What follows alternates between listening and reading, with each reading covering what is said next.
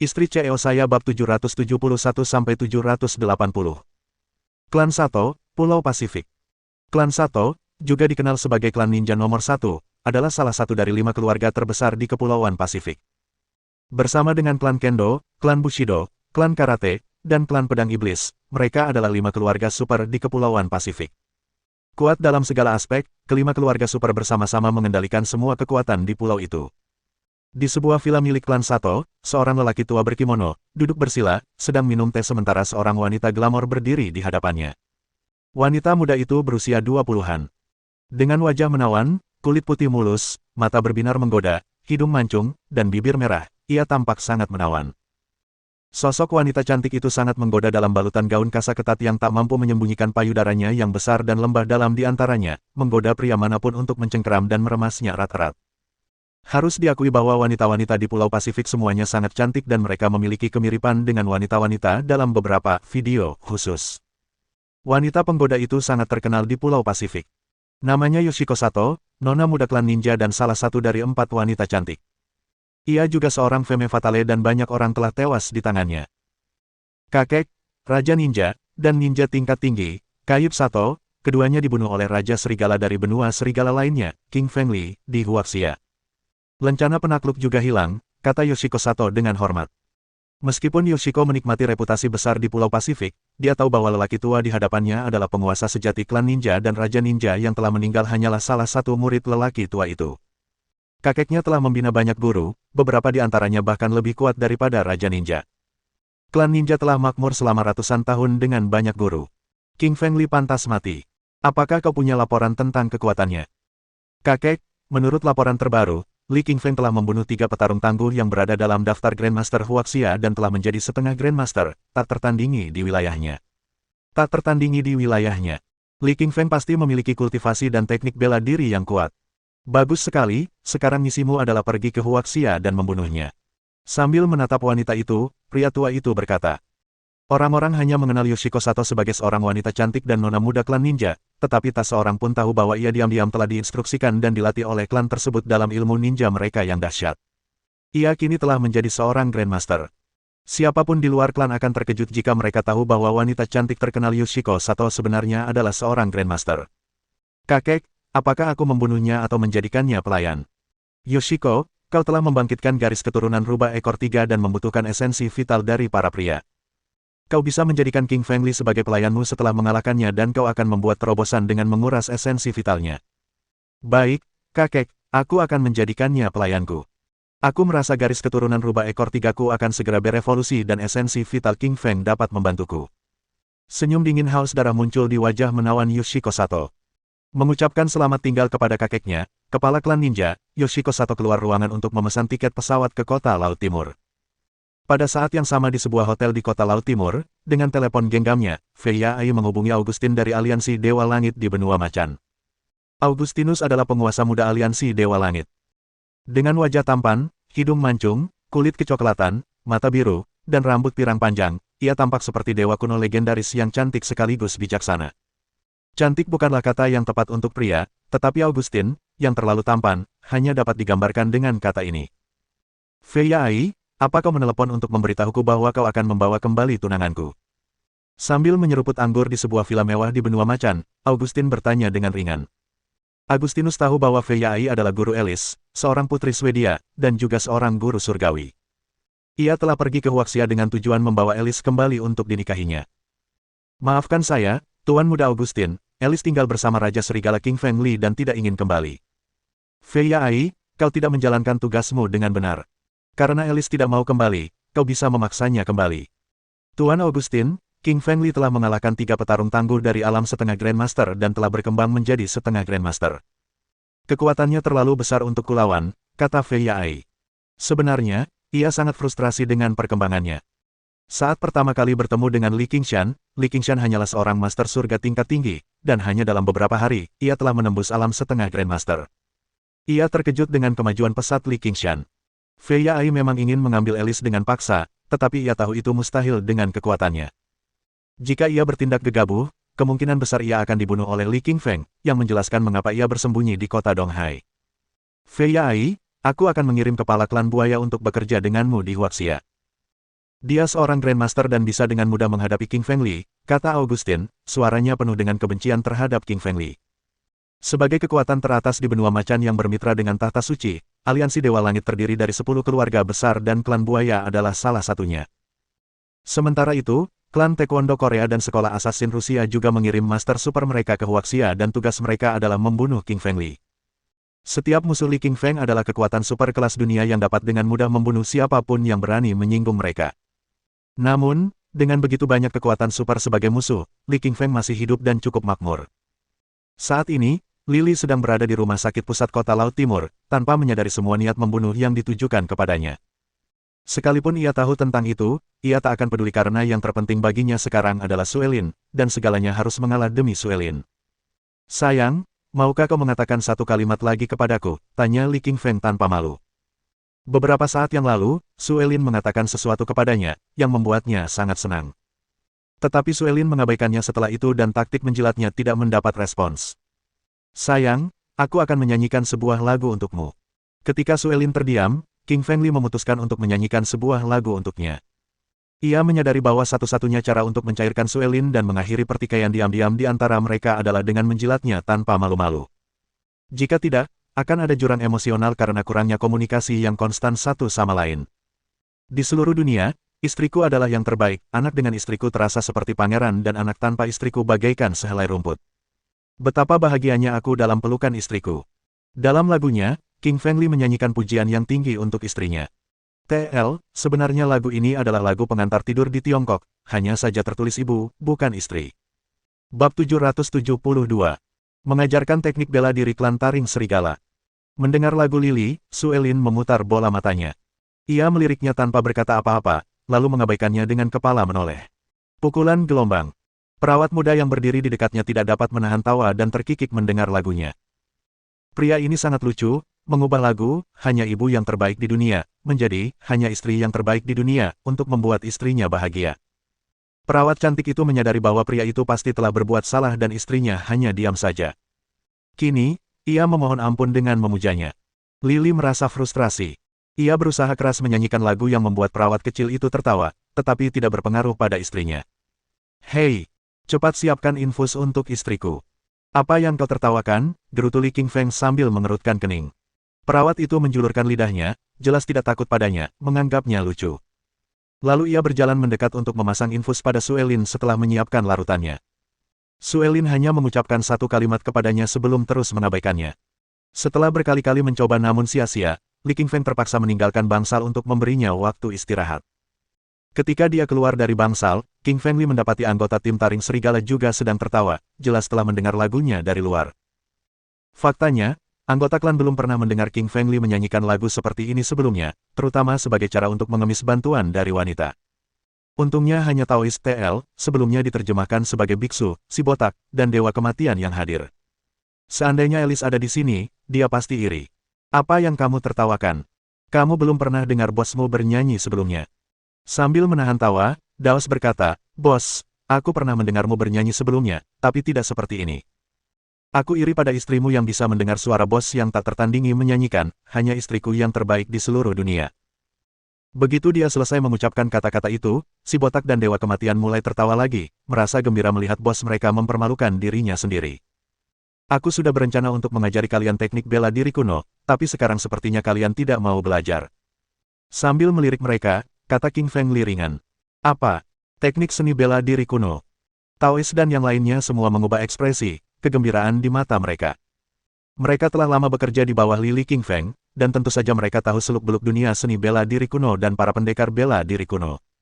Meskipun mereka adalah yang terkuat di dunia orang biasa, mereka tidak memiliki kekuatan di mata para pendekar bela diri kuno. Mereka telah melihat betapa hebatnya bos itu setelah mempelajari teknik bela diri kuno, mampu menaklukkan musuh yang tak terhitung jumlahnya dan membunuh lawan dengan satu pukulan. Taoist memeluk Li King Feng, berkata dengan lantang, Bos, kaulah kakak seniorku tersayang. Si botaklah yang menertawakan lagumu. Tolong ajari aku teknik bela diri, dan aku akan menghajar si botak untukmu dengan keterampilan yang kau ajarkan. Sialan, Taoist tak tahu malu ini mengkhianatiku. Si botak menatap Taoist dengan tajam untuk menunjukkan ketidaksenangannya. Taoist sialan, apa kau pikir hanya kau yang bisa menyanjung bos? Bos, kaulah ayahku yang sebenarnya. Tolong ajari aku teknik bela diri, dan aku akan menggunakannya untuk memberimu pelajaran Tao. Si botak merangkul King Feng Li, katanya dengan penuh semangat. Mendengar perkataan si botak, Daois tampak murung karena dia tidak pernah tahu si botak bisa begitu terang-terangan menyanjung. Kehormatan, kehormatan, di mana kehormatanmu, dasar botak tak tahu malu. Demi menguasai teknik bela diri, kau bahkan memanggil bos itu, ayah, padahal kau lebih tua darinya. Dasar pria tak tahu malu. Li Qingfeng menatap mereka, tak bisa berkata-kata karena malu. Kedua pria tak tahu malu itu memanggilnya, kakak senior, dan ayah, tetapi sebenarnya dia sama sekali tidak tua. Malah, dia pemuda yang tampan. Namun saat berikutnya, ia mendapati seorang laki-laki yang bahkan lebih tak tahu malu berdiri di hadapannya. Bos, kau kakekku. Tolong ajari aku teknik bela diri, dan aku akan menghajar dua orang tak tahu malu itu untukmu. Sambil memeluk erat tubuh Li, Dewa Kematian mencoba membujuknya. Sialan, kau bilang kami tak tahu malu. Kau yang terburuk. Taois dan si botak menatap Dewa Kematian dengan marah. Dewa Kematian sama sekali tidak punya rasa malu. Dia bahkan memanggil bosnya, kakek, untuk mendapatkan teknik bela diri.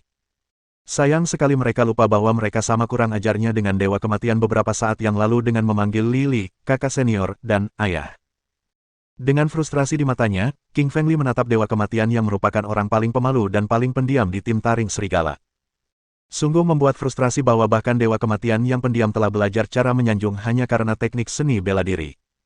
Godaan teknik bela diri itu begitu besar, bahkan anggota klan taring serigala pun tidak dapat menahannya. Dipeluk oleh tiga pria, Lily merasa sedikit kesulitan bernapas. Seandainya yang memeluknya adalah wanita cantik, ia pasti akan sangat senang, tetapi rasanya menjijikkan dipeluk oleh tiga pria. Jika kau ingin belajar teknik bela diri, lepaskan aku sekarang atau aku tidak akan mengajarimu, kata King Feng Li. Wus! Ketiga lelaki itu segera melepaskannya dari pelukan mereka, dan menatapnya dengan penuh semangat, seolah-olah dia adalah sepotong kue lezat yang sangat ingin mereka makan. King Feng Li menatap mereka, apakah kalian tahu perbedaan antara seniman bela diri kuno dan orang biasa? Mereka semua menggelengkan kepala, mengatakan bahwa mereka tidak tahu apapun tentang seni bela diri kuno sampai baru-baru ini. Mereka iri pada sang bos ketika melihat kekuatan luar biasa yang ia peroleh melalui latihan teknik bela diri kuno. Orang biasa hanya melatih kekuatan otot yang terbatas pada rentang tertentu. Sementara prajurit kuno menyerap energi sejati dari udara dan membentuk esensi vital, yang kekuatannya tak terbatas. Hanya mereka yang telah mengolah esensi vital yang dapat disebut seniman bela diri kuno atau prajurit bela diri. Dilengkapi dengan esensi vital, para prajurit kuno dapat mempraktikkan teknik bela diri yang akan memberi mereka kekuatan besar dengan memanfaatkan kekuatan dan keterampilan menyerang yang ditawarkan oleh esensi vital mereka. Daois, ini buku tentang teknik pedang dari Raja Pedang Ketujuh di Pulau Pasifik. Aku mendapatkannya setelah membunuhnya. Karena kau suka menggunakan pedang, kurasa ini cocok untukmu. Botak, ini adalah Iron Fist dari klan Iron Fist, berisi teknik bela diri dan latihan klan yang sesuai dengan fisikmu yang kuat. Dewa Kematian, seni pedang klan Gu lebih cocok untukmu. Ambil saja. King Feng Li menyerahkan buku-buku teknik bela diri yang telah dikumpulkannya dan menyuruh mereka mempraktikannya. Si botak jatuh cinta pada Iron Fist pada pandangan pertama, karena ia suka menggunakan kekuatan fisik untuk menaklukkan musuhnya. Hanya dengan sekali pandang, Dewa Kematian telah melihat bahwa teknik pedang klan Gu berisi teknik bela diri yang luar biasa dan juga sangat gembira. Namun, Taois cukup kecewa, dan berkata dengan muram, "Bos, saya orang Huaxia dan tidak suka seni pedang dari Pulau Pasifik." Bab 773. Sue kecil, kamu tidak bisa bercerai. Daois, kau harus mencoba memahami ilmu pedang di Kepulauan Pasifik sampai aku menemukan buku lain tentang teknik ilmu pedang untuk kau pelajari. Sambil menepuk bahu Daois, King Feng Li menghiburnya. Faktanya, King Feng Li punya buku teknik pedang lain, yaitu teknik pedang api, tetapi dia tidak bisa memberikannya kepada Taois karena Wu Xiangni telah berpesan kepadanya untuk tidak mengajarkan teknik tersebut kepada siapapun. Karena tertekan, sang Taois tidak punya pilihan lain selain mengambil buku ilmu pedang Yoshichiro Izu dan memutuskan dia hanya akan berlatih untuk sementara waktu sampai dia menemukan teknik pedang yang lebih cocok untuknya. King Feng Li mengajarkan mereka metode dan langkah-langkah teknik bela diri sebelum membiarkan mereka menemukan tempat mereka sendiri untuk berlatih. Ding! Ponsel King Feng Li menerima panggilan dari Yun He Sang. "Halo, Profesor Zhang," jawab King Feng Li telepon. "King Feng, apakah kamu sudah menonton berita?" "Ada berita apa, Profesor Zhang?" Jun Ye baru saja mengumumkan dalam sebuah wawancara di stasiun TV Laut Timur bahwa kemampuan medismu sangat buruk dan menyatakan akan mengalahkanmu di rumah sakit rakyat besok. Dia bahkan bilang pasti akan membuatmu berlutut di tempat sebagai tanda kekalahan. Yun He Zhang sedang menonton TV dengan santai ketika dia melihat wawancara dengan Jun Ye, yang merupakan pengikut setia Yun San Ye dan pernah menindasnya. Dalam wawancara TV, Jun Ye memulai dengan menyatakan bahwa King Fengli adalah seorang penipu dengan keterampilan medis yang buruk dan kemudian memberitahu publik bahwa ia akan menantang King Fengli, dan yang kalah dipaksa berlutut. Jun Ye adalah presiden Asosiasi Medis Laut Timur dan menikmati reputasi yang sangat baik karena banyak orang mengunjunginya untuk layanan medis. Banyak orang yang berteriak-teriak ingin pergi ke rumah sakit rakyat pertama dan menyaksikan kekalahan penipu bernama King Fengli dan akibatnya berlutut. Jun Ye telah memanfaatkan media dengan baik. Ia mengklaim dirinya sendiri dengan menghancurkan reputasi Lily di TV, sekaligus mengarahkan pandangan kritis penduduk kota Donghai kepada Lily. Jangan khawatir, Profesor Zhang, biarkan dia memberi selamat pada dirinya sendiri hari ini. Semakin tinggi dia berdiri sekarang, semakin keras pula jatuhnya, kata King Fengli sambil tersenyum tipis, tanpa nada khawatir dalam suaranya. Apa yang menentukan hasil tantangan pengobatan? Keahlian medislah yang menentukan. Siapapun yang memiliki keahlian medis terbaik akan memenangkan tantangan tersebut. Bagi Lily, tak ada tandingannya selain Zhang Yunhe, pakar penyakit mental tingkat nasional. Dia mengatur waktu pertemuan untuk hari berikutnya dengan Yunhe Zhang sebelum kembali ke Bangsal. Setelah infus glukosa selesai, Suelin berbaring di tempat tidur sambil menonton TV yang menayangkan Jun Ye menghina Li Qingfeng dalam sebuah wawancara TV. Suelin sangat marah. Sialan Jun Ye, beraninya kau menghina suamiku. Menatap Jun Ye yang tampak puas di TV, Suelin merasa tidak senang. Dia marah karena Jun Ye menyebarkan berita bohong tentang suaminya di hadapan seluruh warga kota Laut Timur di stasiun TV kota. Ya, Suelin membenci Lily, tetapi itu hanya karena dia berselingkuh dengan wanita jalan itu, Ruyan Liu. Ketika Lily dihina oleh orang-orang seperti Jun Ye, tentu saja dia tidak senang. Suelin sedang mengumpat Jun Ye ketika King Fengli membuka pintu dan masuk. Ia sangat senang karena Suelin membelanya terhadap Jun Ye merupakan tanda bahwa ia masih peduli padanya. Istriku, kau begitu baik padaku. Kau bahkan mengutuk bajingan itu untukku. Tanpa malu-malu, King Fengli menghampiri Suelin dan berkata dengan nada genit. Melihat kedatangan King Fengli, Suelin memalingkan wajahnya dan mengabaikannya, meskipun bulu matanya yang bergetar mengkhianati perasaannya. Li Qingfeng kini tahu seluk-beluk Suelin. Meskipun Suelin terus mengabaikannya, ia akan terus berbicara dengannya. Selama ia berusaha keras, ia yakin suatu hari nanti ia akan berhasil. Istriku, apakah kamu lapar? Aku akan keluar dan membelikanmu sesuatu untuk dimakan. Senyuman khas Li Qingfeng memang sudah biasa ia tunjukkan kepada Suelin. Karena tidak mendapat jawaban, Li Qingshan melanjutkan, kamu tunggu di sini, aku akan keluar dan membeli makanan kesukaanmu, mie tomat dan telur.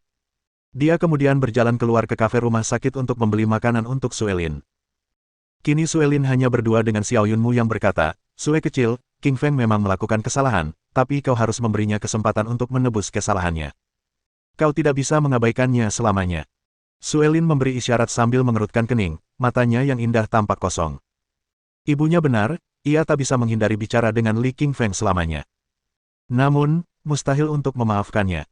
Sebagai seorang perempuan, ia tak mungkin bermurah hati hingga mengabaikan fakta bahwa suaminya memiliki bayi dengan perempuan lain. Ia tak bisa, dan tak ada perempuan yang bisa. Ibu, tolong biarkan aku berpikir dengan tenang. Aku benar-benar tidak ingin berbicara dengannya karena setiap kali aku melakukannya, aku akan memikirkan kesalahannya. Sue kecil, pernikahanmu tinggal 10 hari lagi. Bagaimana mungkin kamu melangsungkan pernikahan tanpa bicara dengannya? Ibu, aku tidak akan pernah menikah dengan King Fengli selama Ruyan Liu masih ada di antara kita. Kecuali kalau King Feng berjanji akan meninggalkan Ruyan Liu dan anak itu selamanya. Suelin tahu bahwa Li Qingfeng pasti punya perasaan dengan perempuan jalan itu, Ruyan Liu. Kalau tidak, mereka tidak akan tidur dan punya bayi bersama. Bahkan jika Li Qingfeng memutuskan untuk melepaskan Ruyan Liu, akankah Ruyan Liu melepaskan Li Qingfeng? Suelin bertanya-tanya. Sebagai istri sah dari King Fengli, Suelin memiliki hak dan harga diri untuk tidak memaafkan mereka. Tentu saja, jika Li Qingfeng bersumpah untuk menyingkirkan Ruyan Liu dari hidupnya selamanya, Suelin mungkin akan memaafkannya. Namun, ia tahu kemungkinannya sangat kecil. Sue kecil, aku pernah mengalami pengkhianatan yang sama waktu kecil. Aku cuma mau bilang satu hal, jangan pernah mengajukan cerai. Ibu, kenapa aku tidak bisa bercerai? Kalau Li Qingfeng tidak melepaskan Ruyan Liu, aku akan mempertimbangkan untuk bercerai. Sue kecil, jangan konyol. Kalau kamu cerai sama King Feng, Ruyan Liu yang akan dapat. Coba pikirkan, kamu akan kehilangan suamimu, King Feng, dan Ruyan Liu yang akan menang dengan suamimu, kata Xiao Yunmu penuh arti. Silin berselingkuh saat masih muda, dan Xiao Yunmu tak hanya mempertimbangkan perceraian, tetapi juga sempat berpikir untuk bunuh diri dengan meminum pil tidur. Kemudian, ketika ia mengunjungi sebuah wihara Buddha di gunung, seorang biksu berkata kepadanya bahwa jika ia menceraikan suaminya, selingkuhannya lah yang akan menang. Pada akhirnya, Xiao Yunmu tidak menceraikan Silin dan selingkuhannya hanya bisa bersembunyi di belakang. Bab 774. Mimpi seks dengan Suelin. Setelah percakapan dengan ibunya, Suelin terdiam cukup lama. Ia pikir ibunya benar bahwa ia tidak bisa menceraikan Li Qingfeng. Jika ia menceraikannya, Ruyan Liu lah yang akan diuntungkan dari perceraiannya. Suelin bukan orang bodoh. Dia yakin bahwa Ruyan Liu, perempuan jalang itu, akan menikahi Li Qingfeng segera setelah mereka bercerai. Ruyan Liu, dasar perempuan jalang. Kalau kau pikir kau bisa menikah dengannya hanya karena kau tidur dengannya, kau salah besar. Suelin mengepalkan tinjunya dan bergumam pada dirinya sendiri. Setelah mempertimbangkan semua pilihan, ia telah mengambil keputusan. Pertama, ia akan terus mengabaikan Li Qingfeng, tidak akan memaafkannya untuk sementara waktu. Kedua, ia tidak akan pernah bercerai, sehingga tidak memberi wanita jalang itu, Ruyan Liu, kesempatan untuk menang. Xiao Yunmu tersenyum lega melihat putrinya mengambil keputusan yang tepat. Ia sempat khawatir putrinya akan terlalu berat menghadapi semua ini dan meninggalkan rumah lagi. Bang! Pintu terbuka dan King Feng Li masuk sambil membawa mie telur tomat, sambil tersenyum, lihat, sayang, aku membelikanmu mie telur tomat kesukaanmu. Suelin memalingkan wajahnya dengan bangga, memberi sikap dingin pada King Feng Li. King Feng, aku akan memberi makan Sue kecil. Istirahatlah yang cukup malam ini karena besok pagi kau harus bertanding dengan Jun Ye. King Feng Li berencana untuk menyuapi Suelin sendiri, tetapi karena ibu mertuanya telah mengambil mie tersebut, dia hanya bisa tersenyum canggung. Meski begitu, ia gembira karena ibu mertuanya telah berbicara kepadanya, dan dengan nada yang lembut pula. Tidak apa-apa jika Suelin bersikap dingin padanya selama ibunya berbicara padanya. Li Qingfeng sudah punya rencana. Ia akan menjalin hubungan baik dengan Xiao Yunmu, lalu memintanya untuk menyampaikan pesan-pesan baik tentang dirinya di depan Suelin, yang biasanya mendengarkan ibunya. Sekarang hari sudah malam dan dia meninggalkan bangsal untuk memberi Suelin waktu beristirahat. Dia tidak pergi ke hotel untuk malam itu. Meskipun tempat tidur hotel cukup untuknya beristirahat, Suelin membutuhkan perlindungan dan anggota tim Wolf Fang sedang berlatih teknik bela diri mereka. Ia meminta tempat tidur pendamping dan selimut di pos perawat. Setelah meletakkan tempat tidur itu di lantai di luar pintu, ia pun beristirahat untuk menjaga Suelin. Para perawat yang lewat semuanya dipenuhi rasa iri, berpikir betapa hebatnya jika suami mereka bisa berbakti kepada mereka seperti halnya King Feng kepada istrinya. Berbaring di tempat tidurnya di luar bangsal, Li Qingfeng tak bisa tidur. Ia dipenuhi kenangan-kenangan seperti saat-saat ia tinggal bersama orang tuanya, saat gurunya mengajarinya seni bela diri dan keterampilan medis, saat ia mendapatkan surat nikah dengan Suelin di kota Donghai, dan saat ia tinggal di sebuah villa. Adegan kenangan terus bermunculan dan berubah dalam pikirannya. Dia tidak tahu berapa lama waktu telah berlalu sebelum akhirnya tertidur. Dia bermimpi bahwa dia dan Suelin sedang berada di malam pernikahan mereka, bahwa mereka pergi tidur dan berhubungan seks sepanjang malam. Tentu saja itu hanya mimpi. Li Qingfeng telah melamunkan adegan-adegan ini, dan wajar saja jika adegan-adegan ini memasuki mimpinya di malam hari. Setelah bermimpi tentang Suelin, King Feng Li bermimpi bahwa Ruyan Liu melahirkan bayi cantik yang terus tertawa padanya dan dia merasa sangat bahagia karenanya. Dia kelelahan akhir-akhir ini sejak perjalanannya ke makam Grandmaster dan pertarungan dengan musuh-musuhnya telah menyedot banyak energinya. Dia tidur sangat nyenyak malam ini dan dia bahkan tersenyum dalam tidurnya, saat dia memimpikannya Suelin dan Ruyan Liu serta kedua wanita itu melayaninya bersama. Ketika Xiao Yunmu keluar dari bangsal untuk mengambil segelas air untuk Suelin, dia mendapati King Feng Li tertidur lelap dengan selimut di lantai. Saat itu malam musim dingin yang dingin dan sangat dingin untuk tidur di aula yang tidak panas. Kenapa, King Feng lebih suka menjaga Sue kecil di pintu bangsal daripada kembali ke hotel? Sambil mendesah, Xiao Yunmu mengambil selimut dari tanah dan menutupinya pada King Feng Li. Xiao Yunmu sangat puas dengan Li Qingfeng sebagai menantunya sebelum perselingkuhannya dengan Ruyan Liu menyebabkan Suelin meninggalkan rumah dan bahkan pingsan. Hal itu membuat Xiao Yunmu sangat marah padanya. Namun, melihat King Feng Li begitu setia pada Suelin, Xiao Yunmu tahu bahwa ia masih menyukai Suelin. Mengenai perselingkuhan King Feng Li dengan wanita lain, Xiao Yunmu cukup kehilangan kata-kata karena suaminya sendiri memiliki seorang wanita simpanan. Semua pria suka bermain-main. Di masa lalu, memiliki lebih dari satu istri adalah hal yang umum. Meskipun di masyarakat modern, memiliki lebih dari satu istri tidak diperbolehkan, pria biasanya memiliki lebih banyak pacar, mengunjungi tempat pijat kaki, dan dengan demikian dapat berhubungan seks dengan lebih dari satu wanita. Tentu saja, Ada pria baik yang merasa cukup hanya dengan satu wanita sepanjang hidup mereka, tetapi mereka merupakan spesies yang lebih langka daripada panda kesayangan negara itu. Sambil mendesah, Xiao Yunmu berbalik ke arah ruang teh untuk mengambil air untuk Suelin. Hari kedua, matahari pagi menyinari bumi dengan sinarnya yang hangat, meninggalkan bayangan di tanah dan menandakan hari cerah. Lily terbangun karena dering teleponnya. Karena sangat lelah akhir-akhir ini, ia bermimpi indah tadi malam bersama Suelin, Ruyan Liu, dan dirinya di tempat tidur bersama. Tentu saja itu hanya mimpi, tetapi ia sangat bahagia karena dalam mimpi itu Suelin dan Ruyan Liu melayaninya di tempat tidur pada saat yang bersamaan. Ia tidak ingin terbangun dari mimpi itu. Dia tidak senang dibangunkan oleh dering telepon. Halo, ada apa? King Feng, kamu lupa kita harus pergi ke rumah sakit rakyat pertama jam 9 pagi ini untuk menantang Junye. Suara Yun Hezang terdengar dari telepon dengan sedikit nada cemas. Sial, aku lupa. Li Qingshan melompat dari tempat tidur dan meraba-raba mencari pakaiannya. Tak heran orang-orang menganggap perempuan sebagai sumber bencana. Aku lupa akan tantangan penting itu karena bermimpi Suelin dan Ruyan Liu melayaniku bersama di ranjang. Dia berlari menuruni tangga tanpa ragu. Yun Hezang telah menunggunya di bawah sana. Saat berlari turun, Lily memanggil anggota tim taring serigala, meminta mereka untuk datang dan menjaga Suelin. Setelah berlatih semalaman, ia menduga mereka pasti sudah terbiasa dengan teknik bela diri kuno. Bagi yang lebih berbakat, mereka seharusnya sudah mempelajari beberapa teknik bela diri. Setelah selesai menelepon, Li Qingfeng keluar dari rumah sakit dan mendapati Zhang Yunhe menunggunya di sana. Zhang Yunhe tampak agak cemas karena hari ini Li Qingfeng akan menantang Junye, Presiden Asosiasi Medis Kota Donghai. Profesor Zhang, maafkan saya. Saya tidur larut malam karena semalam bermimpi berhubungan seks dengan istri saya. Li Qingfeng meminta maaf dengan senyum malu di wajahnya.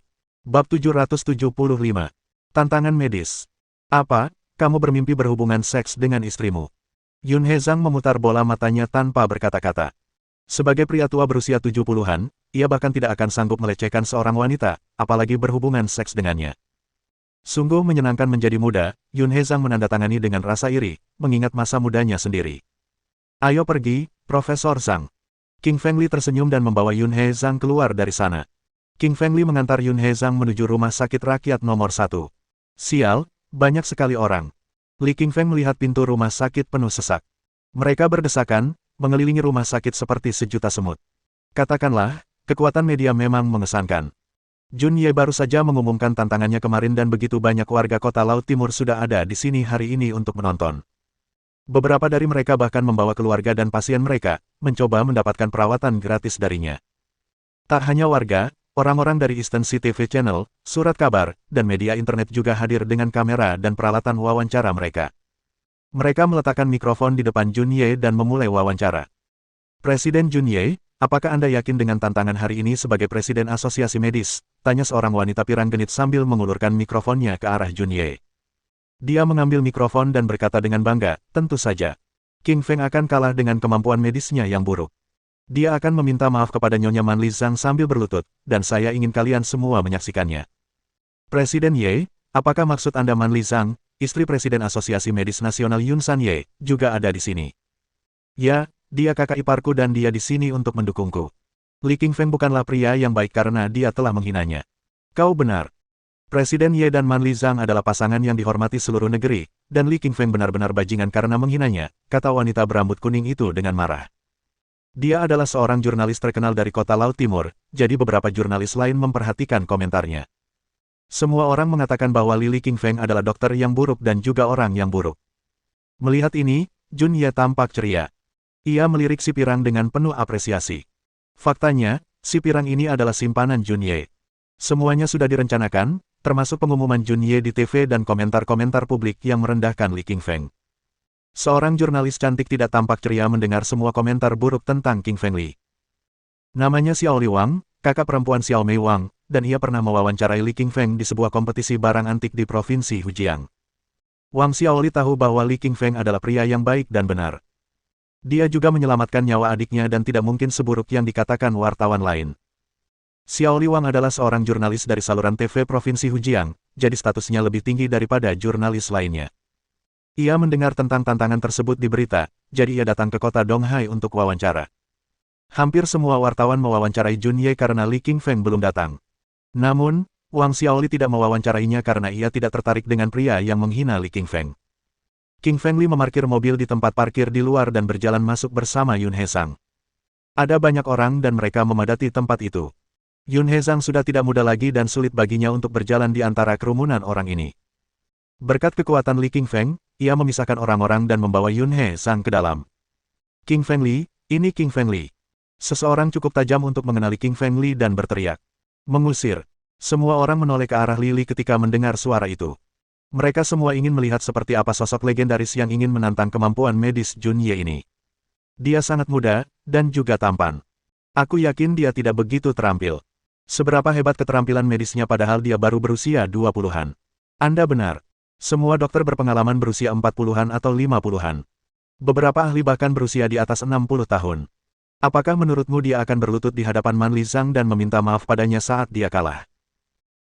Dia harus melakukannya meskipun dia tidak mau. Kita semua adalah saksi yang mendukung keterampilan medis Jun Ye. Semua orang berdiskusi dengan kecewa dan mengejek ketika mereka melihat King Fengli karena dia terlalu muda. Mendengar mereka membicarakan betapa buruknya kemampuan medis Li Qingshan, ekspresi Jun Ye dan Zhang Yunhe tampak tidak senang. Sepertinya Jun Ye punya cara untuk menjatuhkan reputasi Li Qingshan demi mendapatkan dukungan. Zhang Yunhe sangat marah hingga wajahnya berubah pucat. King Feng, Jun Ye tidak tahu malu. Dia mencemarkan nama baikmu. Seberkas cahaya dingin terpantul dari mata King Fengli, aku akan mengalahkan Jun Ye sepenuhnya dan membuatnya berlutut untukmu di depan seluruh kota Laut Timur. Semua wartawan masih berkumpul di sekitar Jun Ye setelah King Fengli tiba dan tidak ada satupun dari mereka yang datang untuk mewawancarainya. Pekerjaan seorang jurnalis adalah mewawancarai tetapi mereka sama sekali mengabaikan King Feng. Faktanya, para jurnalis kota Donghai telah mencapai kesepakatan untuk mendukung Jun Ye. Mereka akan mewawancarainya, bukan Li Qingfeng, dan menjelek-jelekkan Li Qingfeng. Kita dapat mengatakan bahwa King Fengli tidak dalam situasi yang baik karena ia diabaikan oleh para wartawan. Tentu saja, Xiao Liwang merupakan pengecualian. Ia menatap para jurnalis lain dengan jijik karena ia benar-benar meremehkan rekan-rekan mereka, terutama si pirang jalang itu. Wartawan pirang itu terus bertukar pandang penuh kasih sayang dengan Jun Ye, dan orang-orang bisa merasakan ada sesuatu yang tidak biasa terjadi di antara mereka. Dah. Xiao Liwang mengambil mikrofon dan berlari ke arah Li Qingfeng. Ia menyerahkannya sambil tersenyum. Li Qingfeng, apakah kamu yakin dengan tantangan ini? Jun Ye terkejut melihat seorang jurnalis pergi mewawancarai Lili karena dia sudah menyuruh si pirang dan stasiun TV untuk mengabaikannya. Rasanya seperti tamparan di wajah melihat seseorang mewawancarainya. Li Qingfeng tercengang melihat Xiao Liwang juga. Bukankah kamu di provinsi Hujiang? Kenapa kamu sekarang ada di kota Donghai? Hehe. Tentu saja aku di sini untuk mewawancaraimu dan mendukungmu. Wajah cantik Xiao Liwang bersinar sambil tersenyum. Bab 776. Ruyan Liu adalah hakim tantangan. Terima kasih atas dukunganmu, Xiao Liwang. King Feng tersenyum. Ia memiliki kesan yang sangat baik terhadap Xiao Liwang, adik perempuan sekaligus sahabat Xiao Meiwang. Xiao Liwang mendukungnya di kompetisi barang antik di provinsi Hujiang, dan kini ia kembali mendukungnya di kompetisi keterampilan medis di kota Donghai. King Fengli gembira karena didukung oleh jurnalis cantik seperti dia. Semua orang, termasuk para jurnalis, menjelek-jelekkan Li Qingshan, dan keadaan akan semakin buruk jika ia tidak membela diri. Untuk melakukan ini, ia membutuhkan bantuan orang-orang yang bekerja di media karena dari sanalah orang-orang mendapatkan informasi. Orang-orang akan percaya apapun yang dikatakan media. Apakah media mengatakan yang sebenarnya?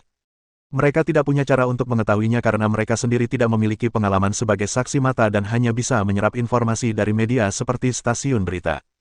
Masyarakat memang tempat yang aneh seperti ini.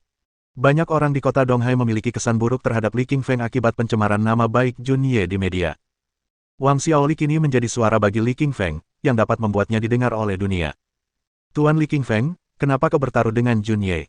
Apa kau yakin dengan pertandingan ini? Tanya Wang Xiaoli sambil mengedipkan matanya yang besar. King Fengli mengambil mikrofon dan berkata, Jun Ye tidak punya rasa malu sejak dia mengusir mantan kepala rumah sakit rakyat nomor 1, Su Zhao, dengan caranya yang tercela. Dia juga mengusir istriku, Su Elin, dari bangsalnya dan ingin membuatku berlutut untuk meminta maaf. Aku tidak akan menyerah padanya dan memiliki keyakinan penuh untuk pertandingan ini. Aku pasti akan mengalahkannya dan membuatnya berlutut untuk meminta maaf kepada Yun Hezang. Petik 2. Mendengar ini, Jun Ye tampak cemberut dan marah di matanya. Sial, Li Qingfeng merusak reputasiku dengan ucapannya. Jun Ye sangat marah. Yang membuatnya lebih marah lagi adalah Wang Xiaoli, jurnalis yang datang untuk mewawancarai Li Qingfeng. Blondie, dari mana wartawan itu berasal? Bukankah sudah kubilang untuk tidak membiarkan saluran itu mewawancarai Li Qingshan? Wajah Jun Ye mendung karena ketidakpuasan. Presiden Ye, namanya Xiao Li Wang, dan dia jurnalis dari Provinsi Fujian. Jadi, dia bukan dari stasiun Eastern Sea City kita. Dia mengerutkan kening.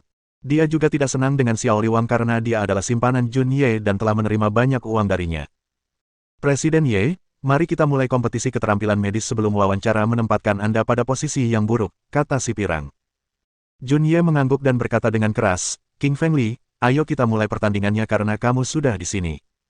Li Qingfeng mengangguk dan menyerahkan mikrofon kepada Wang Xiaoli, baiklah, agar kau kalah secara adil dan jujur, kau bisa membuat aturan. Wajah Jun Ye menggelap dan sedikit rasa dingin muncul di matanya karena ia merasa Li Qingfeng terlalu naif saat mengatakan itu. Mustahil baginya untuk kalah dalam pertandingan yang aturannya ia buat sendiri. Jun Ye berspesialisasi dalam terapi medis barat, dan kemajuan terpenting dalam pengobatan barat adalah pembedahan. Ia memutuskan untuk memulai dengan itu. King Feng Li, ada banyak warga dan pasien di sekitar kita. Kita masing-masing bisa merawat 5 pasien, dan yang mendiagnosis dan merawat mereka dengan lebih baik adalah pemenangnya, kata Jun Ye sambil mencibir. Baiklah, kami akan melakukan apa yang kau katakan. Li Qingshan tersenyum seolah-olah dia tidak peduli sama sekali. Dia bisa menyembuhkan siapa saja asalkan mereka tidak memiliki penyakit mental. Mereka membutuhkan 3 juri sebelum pertandingan dimulai dan mereka adalah Man Li Zhang, Miao Chun Zhang dan yang terakhir adalah Ruyan Liu. Ruyan Liu mengenakan gaun kasual hari ini untuk menutupi perutnya, tetapi orang tetap bisa tahu bahwa dia hamil jika diperhatikan lebih dekat. Dia tampak semakin menawan setelah beberapa hari ini. Pipinya semerah apel, matanya secerah bintang di langit, dan bibirnya sesegar stroberi.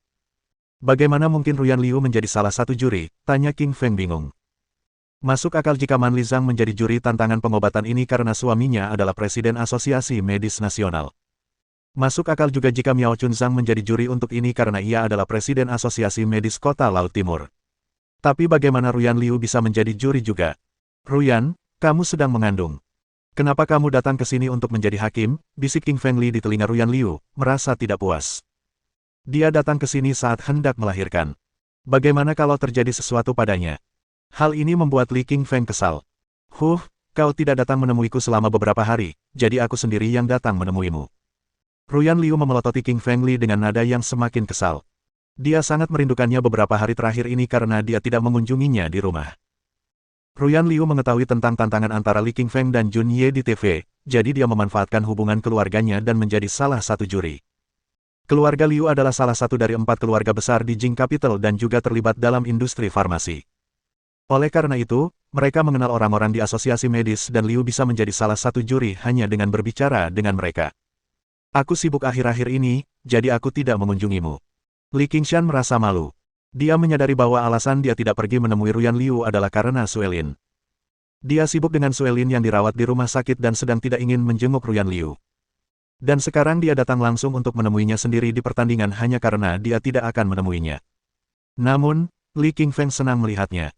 Di satu sisi, ia bisa melihatnya secara langsung, di sisi lain, ia adalah salah satu juri. Karena Zhang Miaochun juga seorang juri, berarti 2 juri ada di pihaknya, jadi ia tidak perlu khawatir dengan trik kotor Jun Ye. Setelah para juri diverifikasi dan berkumpul di meja juri di depan lobi, Jun Ye berdiri di sisi kiri, tempat Departemen Pengobatan Barat berada, bersama banyak pendukungnya, sementara Li Qingfeng berdiri di sisi kanan, tempat Departemen Pengobatan Tiongkok berada. Hanya ada sedikit pendukung di pihaknya, dan terdapat ruang kosong yang luas di tengahnya. Siapapun yang ingin dilihat silakan maju, dan Jun Ye serta Li Qingfeng akan merawatmu. Siapapun yang menyembuhkanmu menang. Man Li Zhang berdiri dan berbicara kepada hadirin karena ia adalah juri pertama. Dia mengenakan kacamata hitam raksasa yang menutupi lebih dari separuh wajahnya. Kemarin, wajahnya dipukuli hingga bengkak seperti kepala babi oleh Li Qingfeng. Meskipun terlihat jauh lebih baik setelah perawatan semalam, bengkaknya masih ada. Awalnya dia tidak ingin berada di sini, tetapi dia ingin agar King Feng Li dikalahkan dan berlutut untuk meminta maaf sehingga dia tetap muncul dengan kacamata hitam. Bab 777. Hernia diskus lumbal. Seorang wanita berusia 50-an berjalan keluar dari kerumunan segera setelah Man Li Zhang selesai berbicara. Dia tampak bersih dan agak gemuk. Wanita itu juga berpakaian rapi, jadi jelas dia berasal dari keluarga kaya. Kamu sakit apa? Jun Ye berdiri dan bertanya lebih dulu. Pertandingan itu berlangsung 5 ronde, yang berarti mereka akan menghadapi 5 pasien, dan siapapun yang menyembuhkan mereka dengan lebih baik menang. Wajar jika Jun Ye memperlakukan pasien pertama dengan sangat serius. Pinggang saya biasanya sakit dan kaki saya juga mati rasa. Seluruh tubuh saya terasa tidak nyaman, kata wanita parubaya itu sambil memegang pinggangnya. Ia berjalan pincang, yang juga menunjukkan adanya masalah pada tulang belakang lumbarnya. Junye tersenyum dan berkata dengan yakin, kamu pasti menderita herniasi diskus lumbal, kalau aku tidak salah. Tubuh terasa sakit ketika taji tersebut menekan saraf di vertebra lumbalmu. Ah, Dr. Ye, Anda luar biasa. Anda bisa mengidentifikasi masalah saya tanpa alat medis apapun. Saya menderita herniasi diskus lumbal dan saya tidak bisa menyembuhkannya bahkan setelah berkonsultasi dengan begitu banyak dokter dan diberi banyak resep obat. Wanita itu tampak sedih saat membicarakan penyakitnya. Kasus herniasi diskus lumbal dikenal sebagai zombie mayat hidup karena begitu Anda mengalaminya, tubuh Anda tidak akan mampu melakukan pekerjaan berat dan akan sulit untuk membungkuk atau berjalan jauh. Jika tidak, rasa sakitnya akan semakin parah. Nyonya, Anda perlu menjalani operasi untuk menyembuhkannya. Saya tidak mau operasi, dokter. Ya, saya takut dengan operasi barat. Izinkan saya bertanya, apakah bisa disembuhkan dengan pengobatan medis Tiongkok seperti pijat, bekam, akupuntur, dan traksi, tanya Junye sambil tersenyum. Wanita itu tercengang dan menggelengkan kepalanya. Ia telah menderita kondisi ini selama lebih dari 1 dekade dan telah mencoba berbagai pengobatan tradisional Tiongkok, tetapi tidak ada yang berhasil. Dia mengetahui tentang perjodohan antara Junye dan orang lain di TV dan tahu bahwa dia akan merawat pasien secara gratis, jadi dia datang ke sini pagi-pagi sekali. Begini, keterampilan bedah barat sekarang sudah sangat berkembang dan Anda hanya perlu operasi minimal invasif. Kami akan membuat lubang kecil di tulang belakang lumbar Anda dan memotong taji yang mencuat. Anda akan terbebas dari rasa sakit setelahnya. Dan juga, anestesi sudah sangat berkembang saat ini. Anda tidak akan merasakan sakit setelah anestesi, jadi jangan khawatir. Perawatannya gratis hari ini. Kalau Anda mau, saya bisa langsung mengatur operasinya dan operasinya akan selesai dalam waktu setengah jam. Anda tidak akan merasa sakit setelah operasi. Junye sangat percaya diri dan hal itu membuat wanita itu bersemangat. Ia berpikir akan sangat bagus jika ia melakukan apa yang Junye katakan dan menyembuhkan penyakitnya dengan operasi minimal invasif. Dengan begitu, ia tidak perlu lagi menderita rasa sakit. Semua orang memandang Junye dengan kagum saat dia langsung melihat masalah wanita itu dan mengatakan bahwa masalah itu dapat disembuhkan dalam waktu setengah jam. Li Qingfeng tertawa. Dia agak keras sehingga semua orang termasuk Junye mendengar tawanya. Apa yang kau tertawakan? Wajah Junye mendung dan ia mengeluh. Ia sedang mendiagnosis wanita itu dan Li Qingfeng pun tertawa terbahak-bahak. Apa ia sedang mengejekku? Saya menertawakan kebodohanmu. Kamu akan melakukan operasi pada pasien herniasi diskus lumbal. Itu akan membahayakan pasien karena operasi dapat merusak energi vital seseorang secara signifikan.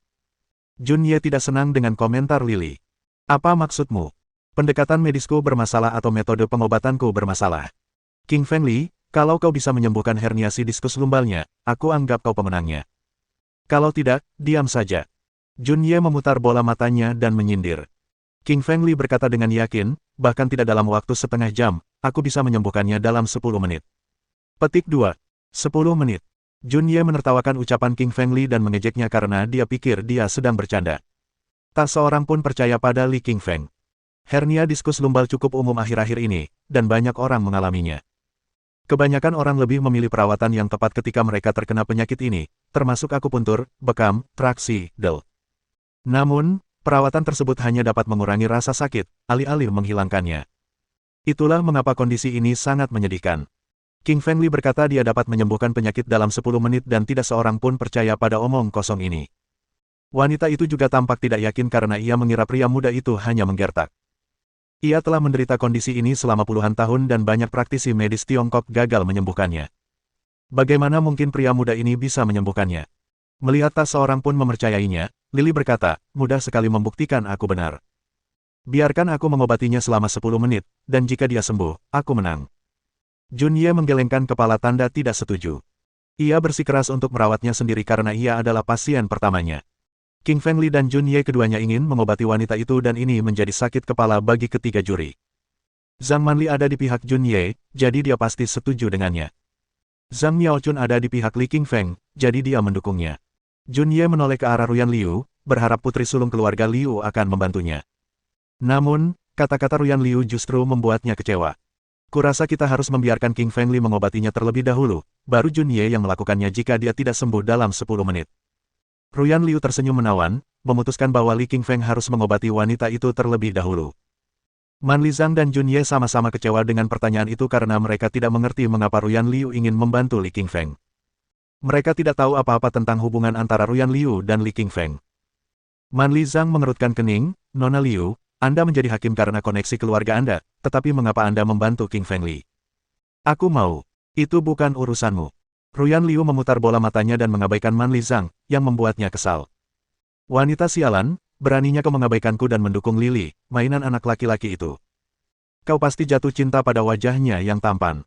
Man Lizang berpikir dengan marah. 2 dari 3 hakim berada di pihak Qingfeng Li sehingga dia harus merawat wanita itu terlebih dahulu. Qingfeng Li menghampiri wanita itu dan memintanya untuk mengangkat baju di punggungnya guna memperlihatkan titik akupuntur. Set, set, set. Dia mengeluarkan 9 jarum akupuntur perak dan menusukkannya ke titik akupuntur Senyu, Guanyuan, Jizong, Del. Ini semua adalah titik akupuntur penting pada tulang belakang lumbar dan Qingfeng Li membantu wanita itu membersihkan titik akupuntur yang tersumbat agar darah dapat mengalir dan membersihkan memar. Setelah akupuntur, Lily mulai memijat dagu dan meridian di tulang belakang lumbar wanita itu. Pijatan itu membuat wanita itu merasakan kehangatan yang menjalar ke tulang belakangnya, dan rasanya sangat nyaman. Bab 778. Mengobati seniman bela diri kuno.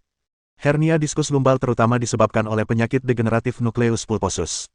Dengan tekanan eksternal, anulus fibrosus akan pecah dan merangsang atau menekan saraf di sekitarnya, yang mengakibatkan nyeri pinggang dan rasa sakit.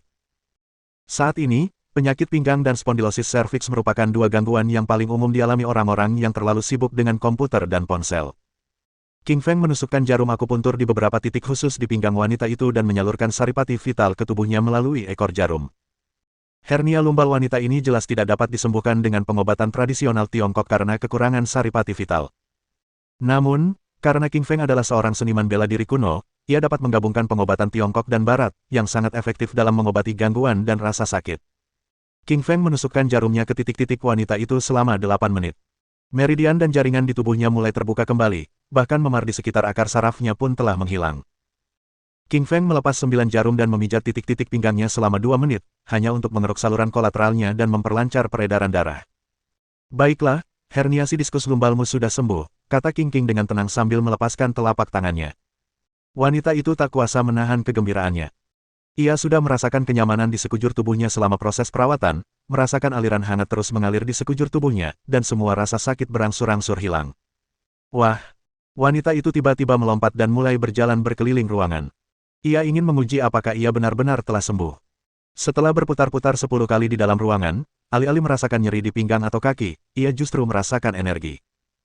Sebelumnya, ia merasakan nyeri di pinggang dan kaki setelah berjalan sekitar 10 meter, tetapi kini ia tidak merasakannya lagi setelah menerima perawatan dari Qingfeng.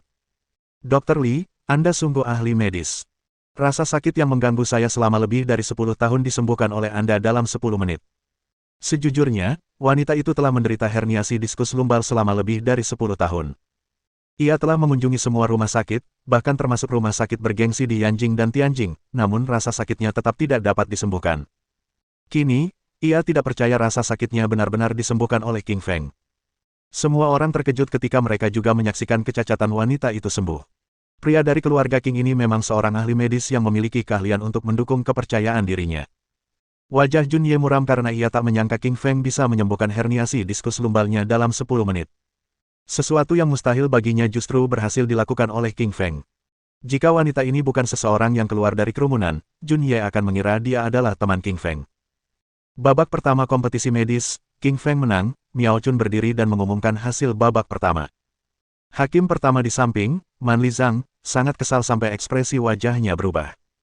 Sialan! Orang ini benar-benar tahu banyak tentang perawatan medis. Man Li melirik ke arah kerumunan dan memberi isyarat dengan tatapannya kepada beberapa orang, agar mereka keluar untuk mencari pertolongan medis. Jun Ye dan Man Li sudah mempersiapkan diri dengan matang untuk kompetisi medis ini. Mereka tidak hanya curang dalam wawancara stasiun TV, tetapi juga mengatur beberapa orang untuk mencari bantuan medis terlebih dahulu, hanya untuk mempersulit keadaan bagi Qingfeng dan membantu Jun Ye. Penonton kedua adalah seorang pria parubaya. Usianya sekitar 40 tahun, meskipun rambutnya sudah beruban dan tampak tua. Pria ini adalah pengawal Man Li. Dia tampak sakit, tetapi dia sangat bersemangat dan kuat karena dia adalah seniman bela diri kuno yang sulit ditebak. Pria itu mengalami kerusakan meridian saat masih muda, dan diajak Man Li untuk menipunya. Ada sesuatu yang perlu ditegaskan di sini. Ada perbedaan antara gangguan yang dialami seniman bela diri kuno dan orang biasa. Cedera dan kondisi dari dunia seni bela diri kuno sangat sulit diobati dan hampir tidak mungkin ditangani oleh dokter biasa, kecuali dokter tersebut sendiri juga seorang seniman bela diri kuno. Tubuhku melemah dengan cepat, aku butuh King Feng untuk menyembuhkanku, pinta pria parubaya itu pada King Feng begitu dia memasuki lobi. Saat ini, Jun Ye tidak berbicara sepatah kata pun, ia malah tersenyum karena ia tahu pria ini telah dijodohkan oleh Man Li. Ia memiliki penyakit yang mustahil disembuhkan, bahkan olehnya sendiri. Jun Ye yakin jika itu adalah sesuatu yang bahkan tidak bisa disembuhkan olehnya, tidak mungkin King Feng bisa mengobatinya. King Feng mengerutkan kening karena dia dapat melihat dengan jelas bahwa pria parubaya ini adalah seorang seniman bela diri kuno dan terlihat tua karena meridiannya yang terluka. King Feng bukan orang bodoh, dia sudah melihat kontak mata antara pria ini dan Man Li sebelum dia muncul. Tidak diragukan lagi, dia pasti pasien yang dijebak Man Li untuk menipunya. Sejujurnya, King Feng tidak ingin menyembuhkan pria ini karena dia berada di tim yang sama dengan Man Li, tetapi dia akhirnya memutuskan untuk melakukannya karena dia masih ingin memenangkan kompetisi. Man Li dan Jun Ye tidak pernah menyangka bahwa King Feng ternyata juga seorang seniman bela diri kuno, bahkan setengah Grandmaster. Aku bisa menyembuhkan penyakitmu. Kemarilah dan duduklah di kursi ini, kata King Feng dengan tenang sambil menunjuk kursi di sebelahnya. Apa? Kamu bisa menyembuhkan penyakitku? Wajah pria parubaya itu tiba-tiba berubah dan ia tampak skeptis. Ia paling tahu situasinya. Tidak ada rumah sakit di Huaxia yang bisa menyembuhkan penyakitnya karena penyakitnya bukanlah penyakit, melainkan serangkaian meridian yang rusak akibat ulah seniman bela diri lain. Kau adalah seniman bela diri kuno tingkat surga tinggi. Dokter biasa takkan mampu menyembuhkan penyakitmu, tapi aku bisa, bisik King Feng di telinga pria itu agar hanya mereka berdua yang bisa mendengarnya. Pria parubaya itu benar-benar terkejut kali ini. Ia tidak menyangka pemuda ini tidak hanya tahu apa itu seni bela diri kuno, tetapi juga bisa menilai kekuatannya. Pria parubaya itu mempercepat langkahnya menuju King Feng yang duduk tepat di sampingnya. Meskipun ia membela Man Li, ia ingin sekali gangguan mentalnya disembuhkan oleh pemuda ini. King Feng meminta pria itu melepas bajunya. Ia melihat bekas telapak tangan yang besar di area dantiannya, yang tampak seperti memar permanen setelah bertengkar dengan seseorang. Meridian di dantiannya rusak dan esensi vitalnya tersumbat. Itulah yang membuat tubuhnya menua. King Feng mengeluarkan 9 jarumnya dan menusukkannya ke dalam dantian pria itu. Semua titik yang ditusuknya adalah titik-titik krusial yang dapat menghubungkan sirkulasi esensi vital. King Feng memobilisasi dan mengalirkan saripati vitalnya ke dalam tubuh pria parubaya itu dan memperbaiki meridiannya yang rusak melalui ekor jarum. Tak diragukan lagi, teknik kaisar bela diri sejati begitu hebat sehingga tak hanya tak tertandingi oleh siapapun di alam yang sama, tetapi juga mampu memperbaiki tubuh seseorang. Biasanya, esensi vital dalam tubuh seniman bela diri kuno tidak memiliki efek generasi. Tunggu, aku merasakan sesuatu di dantianku, pria parubaya itu tampak gembira dan terkejut. Bab 779. Jun Ye yang tercela. Orang ini benar-benar tahu bagaimana memperlakukan orang, seru pria parubaya itu dan tidak mempercayai matanya. Pria itu seharusnya ada di sini untuk menipu King Feng demi Man Li, tetapi ia tidak menyangka bahwa King Feng benar-benar dapat mengobati kondisinya dan memungkinkannya untuk merasakan kembali dantiannya. Berdasarkan pemeriksaan ini, meridiannya yang rusak tampaknya hampir pulih. Pria itu memiliki perasaan yang rumit terhadap King Feng. Dia adalah musuh Man Li, namun, dia juga dermawannya. 10 menit kemudian, King Feng berhenti dan mencabut 9 jarum. Meridianmu yang rusak di dantianmu telah diperbaiki. Cobalah mobilisasi esensi vitalmu. Pria itu melakukannya dan ia mendapati esensi vitalnya mengalir dengan sangat lancar di meridian dan dantiannya. Semua meridian yang rusak tampaknya telah terhubung kembali. Selain itu, lelaki itu juga tampak lebih segar daripada putih pucat, dan sikapnya pun kini menjadi lebih bersemangat dan energik. Semua orang menatap King Feng dengan takjub dan terkesan dengan keahliannya.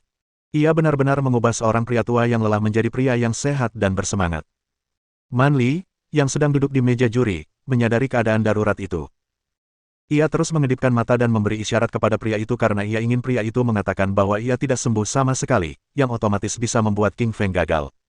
Nyonya Zhang, apa matamu baik-baik saja? Apa yang membuatmu berkedip terus-menerus?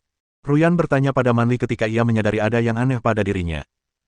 Tidak apa-apa, hanya ada serangga yang masuk ke mataku dan menghalangi pandanganku, jawab Man Li sambil tersenyum tipis. Serangga menghalangi penglihatan Anda. Ruyan memutar bola matanya yang indah. Dasar jalang. Di mana kau bisa menemukan serangga di tempat sebersih ini?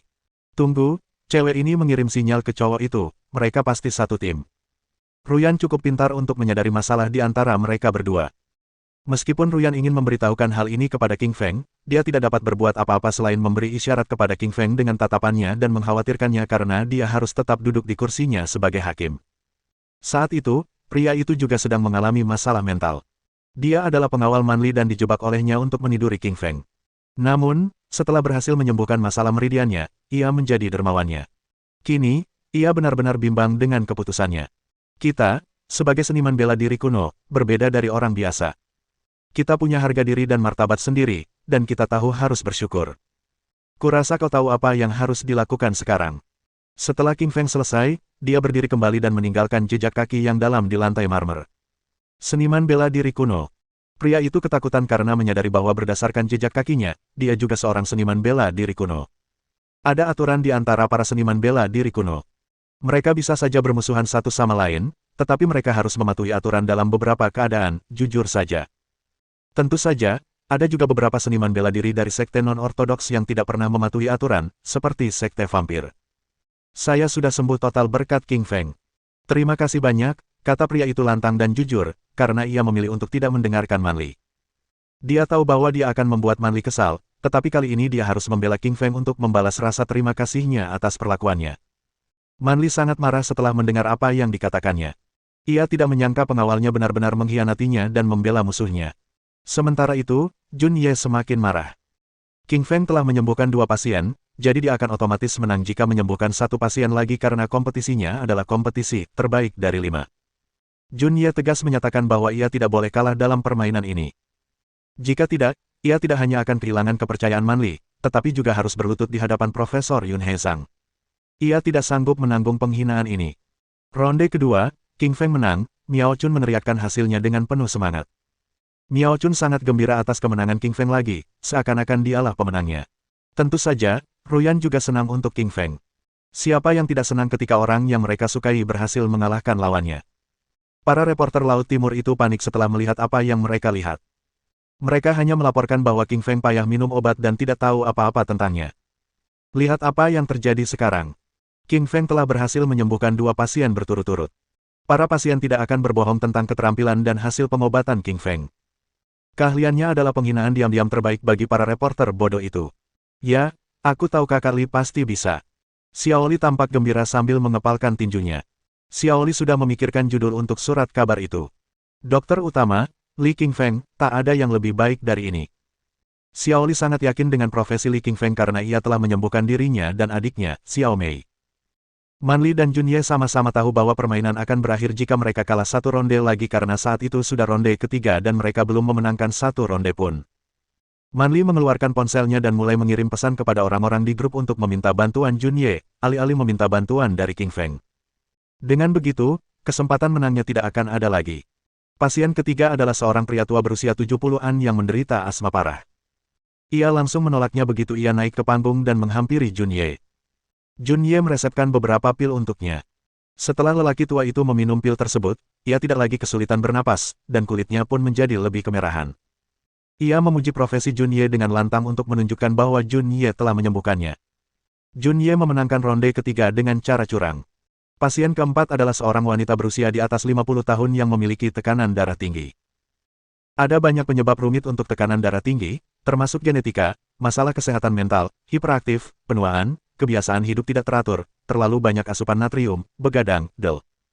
King Feng ingin menyembuhkan wanita ini, namun dia menolaknya dan bersikeras memilih Jun Ye. Jun Ye kembali meresepkan obat untuk wanita ini. Setelah meminum obatnya, ia langsung berteriak, "Dokter Ye, Anda sungguh hebat, saya tidak merasa pusing lagi. Tekanan darah tinggi saya sudah turun. Akting apaan ini? Butuh waktu untuk menurunkan tekanan darah. Kalau kamu bisa langsung melihat hasilnya setelah minum pil seperti ini, pil apa sih yang keren itu? Sial, kan, gara-gara akting ini, kan?" Hingga saat ini, akhirnya King Feng menyadari bahwa pasien ketiga dan keempat sama-sama dijebak oleh Jun Ye. Mereka sengaja datang untuk Jun Ye dan mengaku telah disembuhkan olehnya. Dasar brengsek. Dasar brengsek licik. Bab 780. Aku bisa menyelamatkan putrimu. Bukan hanya King Feng yang menyadari triknya. Ruyan, Yun He, dan Miao Chun juga menyadari Jun Ye curang. Namun, mereka tidak bisa berbuat apa-apa karena wanita itu mengaku telah disembuhkan olehnya. Pada dasarnya, kamu tidak bisa berbuat apa-apa di depan orang-orang brengsek yang melanggar aturan, kecuali kamu membunuh mereka. Tapi mereka tidak sedang bertempur sampai mati saat ini, jadi mereka tidak bisa melakukan itu.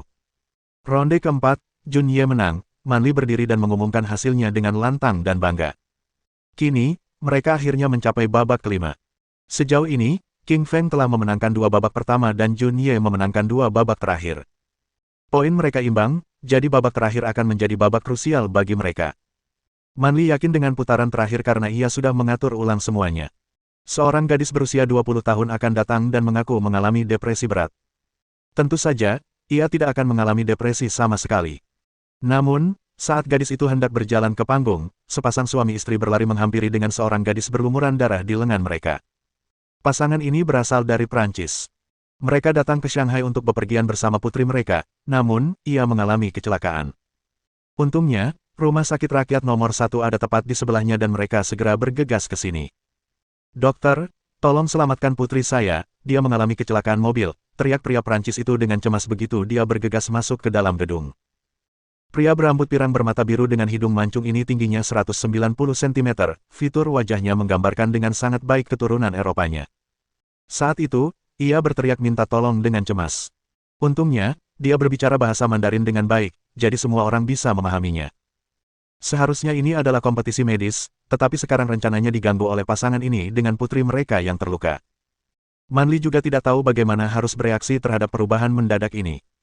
Ia telah memberitahu gadis itu untuk meminta bantuan Junye dan membayangkan bahwa ia akan menang segera setelah ronde ini selesai. Lalu, King Feng harus meminta maaf kepadanya sambil berlutut. Sialan, kenapa pasangan ini tiba-tiba ada di sini bersama putri mereka di saat genting begini? Gila. Meski aturan lombanya adalah siapa cepat dia dapat, Manli tetap memutuskan untuk bersuara. "Nona Liu, Tuan Zhang, saya rasa kita tidak seharusnya merawat gadis kecil ini," kata Manli sambil tersenyum tipis. Ruyan merasa patah hati ketika melihat gadis kecil itu berlumuran darah.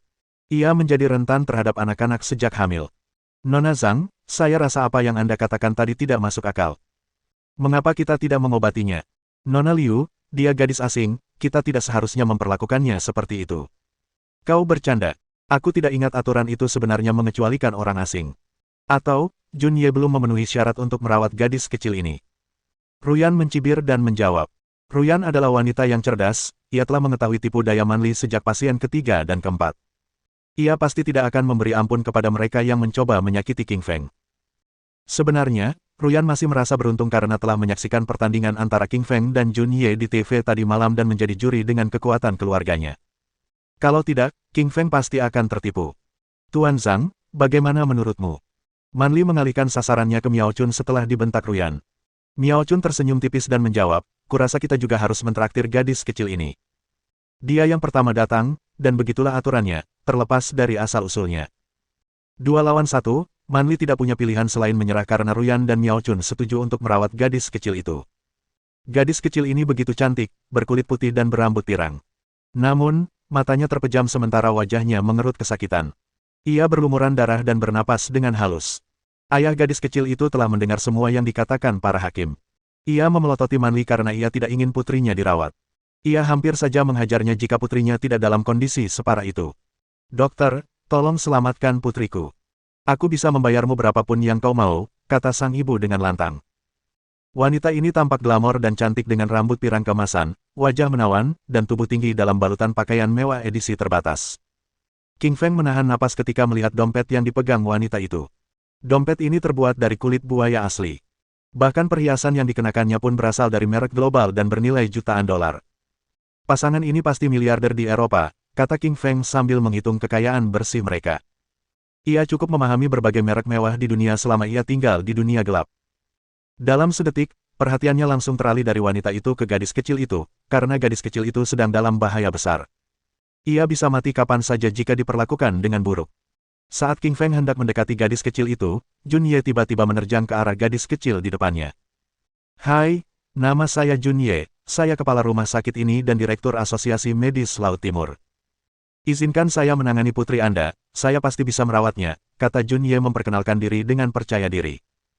Gadis kecil ini adalah pasien kelima yang terhubung dengan hasil akhir kompetisi ini, Junye pasti akan memanfaatkan kesempatan ini. Junye tahu bahwa dia akan memenangkan ronde ini dan mengalahkan King Feng segera setelah dia menyembuhkan gadis kecil itu. Pasangan Prancis itu saling memandang dan mengangguk setelah mengetahui Jun Ye adalah kepala rumah sakit. Mereka membiarkan Jun Ye mengurus putri mereka karena mereka berasumsi Jun Ye pasti ahli dalam hal ini. Jun Ye menatap King Feng dengan provokatif saat dia mulai merawat gadis kecil itu dengan peralatan medis di sampingnya. Kondisi gadis kecil itu sangat serius. Beberapa tulang rusuknya patah dan darah terus mengucur dari mulutnya. Pernapasannya bahkan agak lemah. Jun Ye sangat berhati-hati terhadap gadis kecil ini. Ia telah melakukan operasi untuknya selama lebih dari setengah jam dan belum selesai. Puci. Gadis kecil itu tiba-tiba memuntahkan genangan darah. Ia memiringkan kepalanya dan berhenti bernapas. Ia tampak seperti telah meninggal. Ahahaha, beraninya kau membunuh putriku. Aku akan membunuhmu, sang ayah murka sambil menyerang Jun Ye dengan agresif. Akhirnya, kali ini, King Feng angkat bicara. Tuan, jangan bunuh dia dulu, dia akan segera meminta maaf sambil berlutut. Aku akan menyelamatkan putrimu. Mohon dukungan dari om-om ante-ante sekalian, buat subscribe atau sharekan novel Mimin ke Facebook kalian, agar channel Mimin bisa terus berkembang. Dengan begitu, Mimin bisa lebih semangat untuk up novel seru lain ke depannya. Buat teman-teman yang sudah subscribe dan sharekan novel Mimin, Mimin ucapkan terima kasih sebanyak-banyaknya.